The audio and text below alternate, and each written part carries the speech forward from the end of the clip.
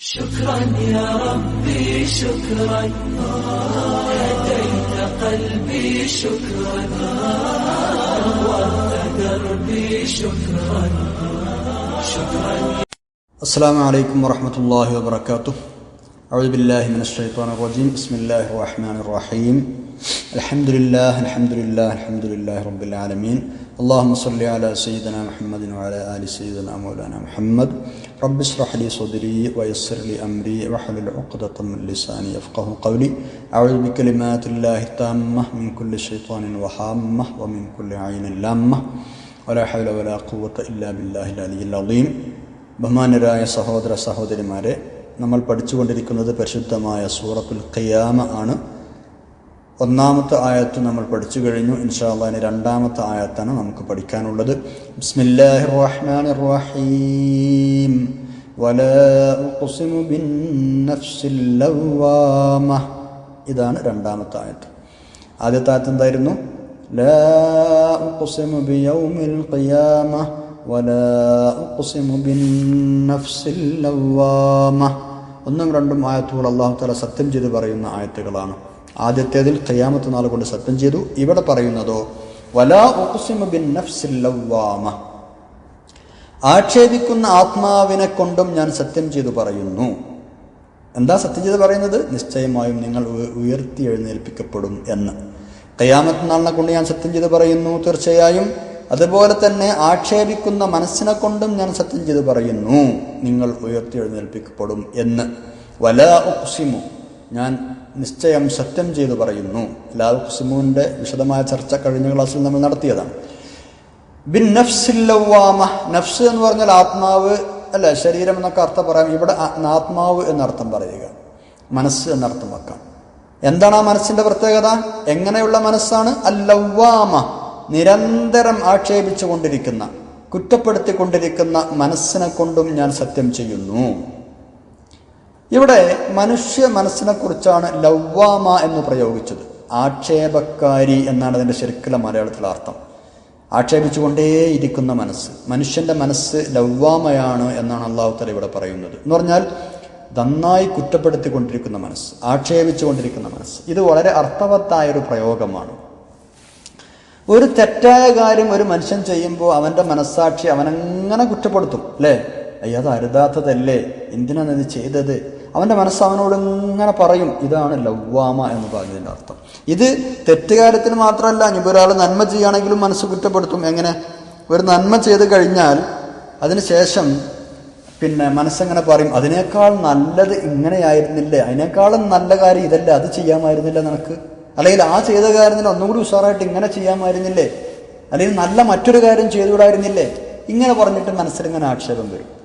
എന്തിനത് ചെയ്തു, എന്തിനിത് ചെയ്തു, എന്തിനത് പറഞ്ഞു, എന്തുകൊണ്ടിത് ചെയ്തില്ല, എന്തുകൊണ്ടിത് പറഞ്ഞില്ല, എന്തേ ആ കാര്യം അങ്ങനെ ചെയ്തത്, ഇങ്ങനെയുള്ള ചില ആക്ഷേപങ്ങൾ പുറപ്പെടുവിപ്പിക്കാത്ത ഏത് മനസ്സുള്ളത്? എല്ലാ മനസ്സും അങ്ങനെ തന്നെയല്ലേ? എല്ലാ മനസ്സൊന്നും ഇങ്ങനെ നമ്മളങ്ങനെ ആക്ഷേപിച്ചുകൊണ്ടായിരിക്കില്ല. നമ്മുടെ മനസ്സ് ഉണ്ട്. അതാണ് അല്ലാഹു തആല അന്നഫ്സുൽ ലവ്വാമ എന്ന് പറയാൻ കാരണം.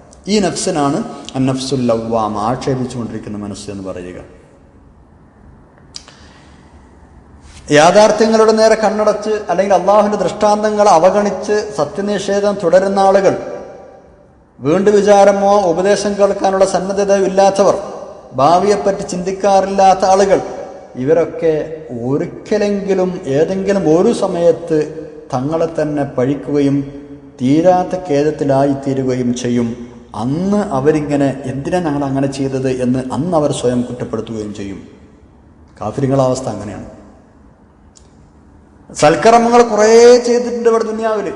പക്ഷേ പരലോകത്ത് ചെല്ലുമ്പോൾ അവിടുത്തെ അവർണ്ണനീയമായ സുഖസൗകര്യങ്ങൾ കാണുമ്പോൾ അയ്യോ, കുറച്ചുകൂടെ സൽക്കർമ്മങ്ങൾ അവിടെ ചെയ്തു വെച്ചിരുന്നു എങ്കിൽ ഇവിടെ കുറച്ചും കൂടെ സുഖം കിട്ടുമായിരുന്നല്ലോ എന്ന് അവിടെ നിന്ന് മനുഷ്യൻ ആക്ഷേപിക്കും. ചുരുക്കത്തിൽ മനുഷ്യന്റെ ആക്ഷേപത്തിന് മനസ്സിന്റെ ഈ ഒരു ആക്ഷേപത്തിന് വിധേയമാകാത്ത ആളുകൾ ഇല്ല എന്ന് തന്നെ പറയാം. എല്ലാ ആളുകളുടെ മനസ്സും ഇങ്ങനെ ആക്ഷേപിച്ചുകൊണ്ടിരിക്കുന്ന മനസ്സിന് ദുന്യാവിലും ആക്ഷേപിക്കും, ആഖിറത്തിലും ആക്ഷേപിക്കും. ദുന്യാവിൽ ആക്ഷേപിക്കുന്ന നമ്മൾ നേരത്തെ പറഞ്ഞു, ആഖിറത്തിൽ ആക്ഷേപിക്കുന്നതിന് തൊട്ട് മുമ്പ് പറഞ്ഞു. ആഖിറത്തിൽ ചെന്നാൽ കാഫിര്യങ്ങൾ ഇങ്ങനെ ആക്ഷേപിക്കണം. എന്താണ് പഠിച്ചത്? അന്ന് ഇങ്ങനെ ചെയ്തിരുന്നെങ്കിൽ എത്ര നന്നായിരുന്നു, ഞാൻ ഈ നരകത്തിൽ കിടക്കേണ്ടിയില്ലായിരുന്നു. മുഅ്മിനീകൾ സ്വർഗത്തിലെത്തിയാലോ അന്ന് കുറച്ചും കൂടി അമലുകൾ ചെയ്തിരുന്നെങ്കിൽ ഇപ്പോൾ കുറച്ചും കൂടി ദർജയിൽ എത്താമായിരുന്നു. ഇതാണ് മനുഷ്യൻ്റെ മനസ്സിങ്ങനെ ആക്ഷേപിച്ചുകൊണ്ടിരിക്കും. അന്നഫ്സുൽ ലവ്വാമ, ഇതൊരു നല്ല ക്വാളിറ്റിയാണ് എന്നാണ്. ഇൻഷാ അല്ലാഹ് അതിനെക്കുറിച്ച് 2-3 വ്യാഖ്യാനങ്ങൾ നമുക്ക് പറയാം. നഫ്സുൽ ലവ്വാമ, മുഅ്മിനായ മനുഷ്യന്റെ നഫ്സിന്റെ ഒരു ക്വാളിറ്റി കൂടിയാണ് ഇത് എന്നാണ്. വേണ്ടാത്തത് ചെയ്താൽ അല്ലെങ്കിൽ നല്ലത് ചെയ്താൽ തന്നെ കുറെ കൂടെ നല്ലത് ചെയ്യാമായിരുന്നല്ലോ എന്ന് പറഞ്ഞ് ആക്ഷേപിക്കുന്ന മനസ്സ്. പിന്നെ ഹസനുൽ ബസ്രി റഹ്മത്തുള്ളാഹി അലൈഹി എപ്പോഴും പറയാറുണ്ട്, നഫ്സുൽ ലവ്വാമ മുഅ്മിനായ മനുഷ്യന്റെ ക്വാളിറ്റിയാണ്. എന്തിനും മുസ്ലിമായ മനുഷ്യനെ ആക്ഷേപിക്കും അവൻ്റെ മനസ്സ്. ഞാനിപ്പോൾ എന്തിനാ പറഞ്ഞത്, എന്തിനാ ഞാനത് പറഞ്ഞത്, ഞാൻ ആ പറഞ്ഞത് കൊണ്ട് എന്താ ഇപ്പം എനിക്ക് ദുനിയാവിൽ എന്ത് നേട്ടം, ആഖിറത്തിൽ എന്ത് നേട്ടം, ഞാൻ എന്തിനാ ഇപ്പോൾ തിന്നത്, ഞാൻ ആ തിന്നത് കൊണ്ട് എന്താണ് ഞാൻ ഉദ്ദേശിച്ചത്, ഞാനിപ്പോൾ എൻ്റെ മനസ്സിനോട് സംസാരിച്ചത് എന്താണ്, അല്ലെങ്കിൽ ഞാൻ അവിടെ അയാളോട് ചെയ്തത് എന്താണ്, ഞാൻ എൻ്റെ ജോലിക്ക് പോയപ്പോൾ ഞാൻ അവിടെ അയാളോട് പെരുമാറിയത് എങ്ങനെയാണ്, അല്ലെങ്കിൽ എന്നെ ഓഫീസിൽ പോയപ്പോൾ ഞാൻ എന്തിനാപ്പോൾ അവിടെ അങ്ങനെ ചൂടായത്. ഇങ്ങനെ ഓരോ നിലക്കും മനുഷ്യനിങ്ങനെ മനസ്സ് കുറ്റപ്പെടുത്തിക്കൊണ്ടിരിക്കും മുഅ്മിനായ മനുഷ്യൻ്റേത്. തെമ്മാടിയായ ആളുടെ ഓർക്ക് ഇവിടെ വലിയ വിഷയമൊന്നുമില്ല, ഓല് അങ്ങനെ പോകും. ഒരു കാര്യത്തിലും ആരെന്തെങ്കിലും പറഞ്ഞാലും അവരെ മനസ്സിനെ പറഞ്ഞാലും അതിനൊന്നും ചെവി കൊടുക്കില്ല. അങ്ങനെ മുന്നോട്ട് പോകും. തെമ്മാടികളുടെ സ്വഭാവം അങ്ങനെ. അവർ ഖേദിക്കുന്നത് ഖിയാമത്ത് നാളിൽ വെച്ചിട്ടാണ്. മുഅ്മിനായ മനുഷ്യൻ അങ്ങനല്ല, ഇവിടെ നിന്ന് തന്നെ എപ്പോഴും പിന്നെ മനസ്സിൻ്റെ ആക്ഷേപങ്ങൾക്ക് വിധേയനായിക്കൊണ്ടിരിക്കും എന്ന്. അപ്പോൾ ഇതാണ് അൽ ലവ്വാമ എന്ന് പറഞ്ഞതിൻ്റെ അർത്ഥം. 2-3 നിലക്ക് ഇവിടെ തഫ്സീറുകളുണ്ട്. ഇൻഷാ അല്ലാഹ് നമുക്ക് ഒന്ന് പറഞ്ഞു നോക്കാം. ഒന്നാമത്തേത്, നേരത്തെ നമ്മൾ പറഞ്ഞതുപോലെ ഇവിടെ ആക്ഷേപിക്കുന്ന ആത്മാവ് അല്ലെങ്കിൽ നഫ്സുൽ ലവ്വാമ എന്ന് പറഞ്ഞതിൻ്റെ താല്പര്യം സത്യവിശ്വാസികളുടെ ആത്മാവാണ്, മുഅ്മിനായ മനുഷ്യൻ്റെ ആത്മാവാണ്. 3 അഭിപ്രായങ്ങളാണുള്ളത്. 1 സത്യവിശ്വാസിയുടെ ആത്മാവാണ്, 2 പിന്നെ സത്യനിഷേധിയുടെ ആത്മാവാണ്, 3 സത്യവിശ്വാസിയുടെയും സത്യനിഷേധിയുടെയും ആത്മാവാണ്, 3 പേരുടെയും ആത്മാവാണ്. ഇങ്ങനെ 3 അഭിപ്രായങ്ങളാണ് ഇവിടെ ഉള്ളത്. ഈ 3 അഭിപ്രായങ്ങൾക്കും അനുസരിച്ച് എങ്ങനെയാണ് നമ്മൾ അർത്ഥം വെക്കുക? ഒന്നാമത്തെ അഭിപ്രായം എന്താണ്? നഫ്സുൽ ലവ്വാമ എന്ന് പറഞ്ഞത് കൊണ്ടുള്ള ഉദ്ദേശം സത്യവിശ്വാസിയുടെ ആത്മാവാണ്. അതായത് സത്യവിശ്വാസിയുടെ ആത്മാവ്, മുഅ്മിനായ മനുഷ്യന്റെ ആത്മാവ് നന്മ കുറഞ്ഞതിൻ്റെ പേരിലും തിന്മ ചെയ്തതിൻ്റെ പേരിലും അവനെ ആക്ഷേപിച്ചുകൊണ്ടേയിരിക്കും. ശരിയാണല്ലോ അല്ലേ? ഓക്കെ. തെറ്റുകൾക്ക് നിരന്തരം പ്രചോദനം നൽകുക എന്നതാണ് ഓരോരുത്തരുടെയും മനസ്സിൻ്റെ ആദ്യത്തെ അവസ്ഥ. അതിന് നഫ്സ് അമ്മാറ എന്നാണ് പറയുക.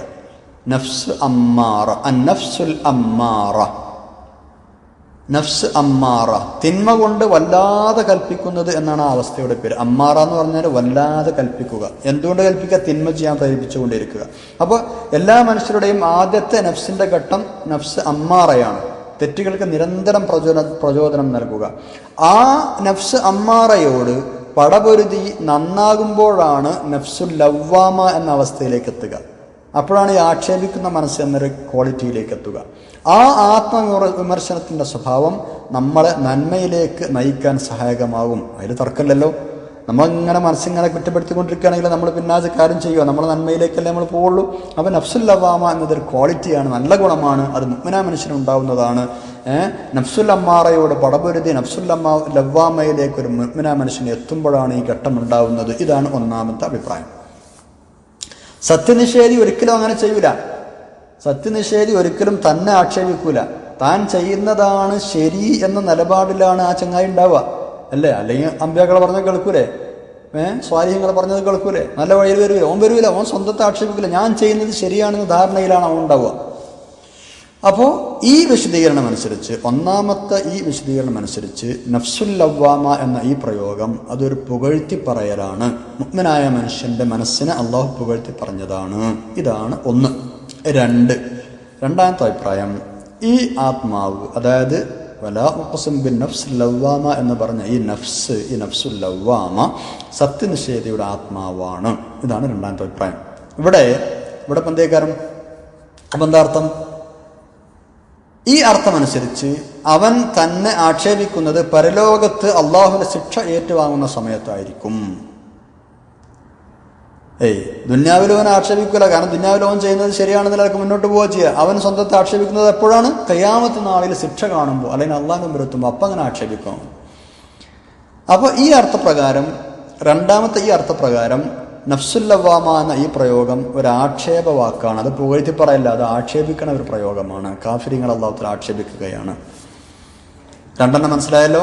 ഇനി മൂന്നാമത്തെ അഭിപ്രായം, 2 ആത്മാവും ഇവിടെ ഉദ്ദേശ്യമാണ്. അതായത് മുഅ്മിനിന്റെ ആത്മാവും കാഫിറിൻ്റെ ആത്മാവും രണ്ടും ഇവിടെ ഉദ്ദേശമാണ്. അതായത് രണ്ടുപേരും സ്വന്തത്തെ ആക്ഷേപിച്ചുകൊണ്ടിരിക്കും, പക്ഷെ രണ്ട് സമയത്താണ് എന്ന് മാത്രം.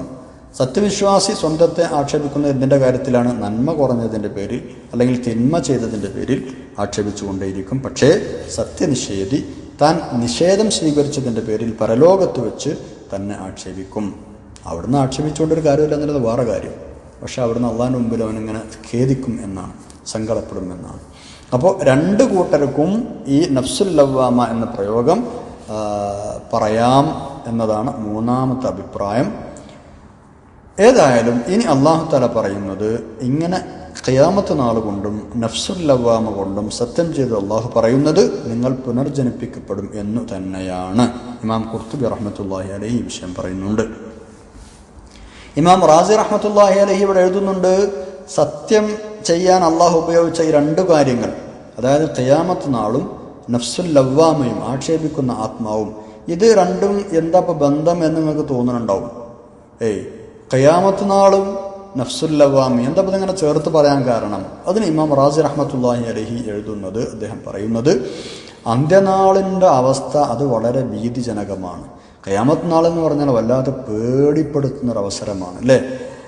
ആ അന്ത്യനാൾ വരുന്ന സമയത്താണ് ഈ ആത്മാക്കളുടെ വിജയപരാജയങ്ങൾ തീരുമാനിക്കപ്പെടുന്നതും ആരൊക്കെയാണ് ജയിച്ചത് എന്നും ആരൊക്കെയാണ് തോറ്റത് എന്നും വെളിപ്പെടുന്നതും.